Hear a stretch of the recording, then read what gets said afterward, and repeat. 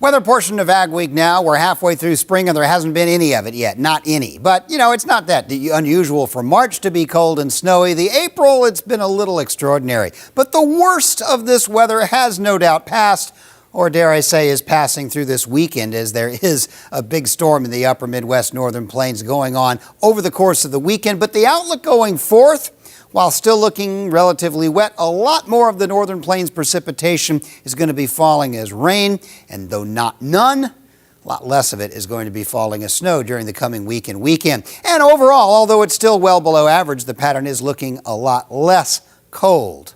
So we're looking finally at some signs of spring. Spring will be arriving over the next few weeks.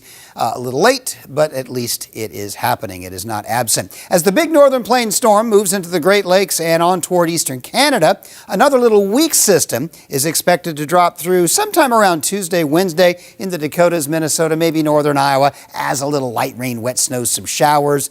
Maybe a light accumulation, but not a big storm. That will then pass on through.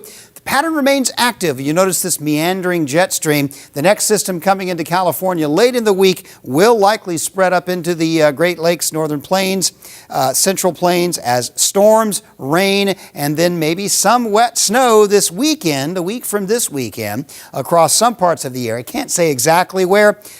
Hopefully it'll be mostly rain with only a little bit of wet snow that might perhaps quickly melt this upcoming weekend.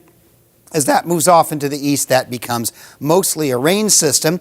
And you notice we're still dealing with the meandering jet stream, which will bring a continued outlook of generally wetter than average conditions, although note, late in April. This would be about at the end of this period.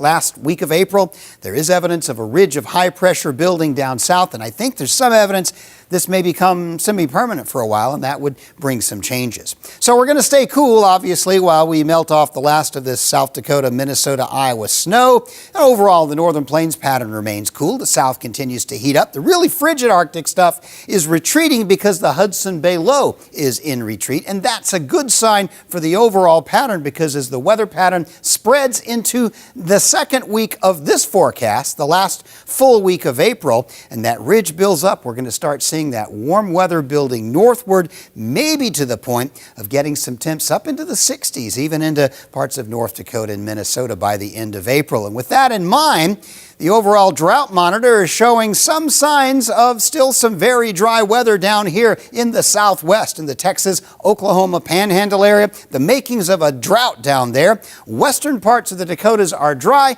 The eastern Dakotas, the rest of the upper Midwest, moisture not a problem.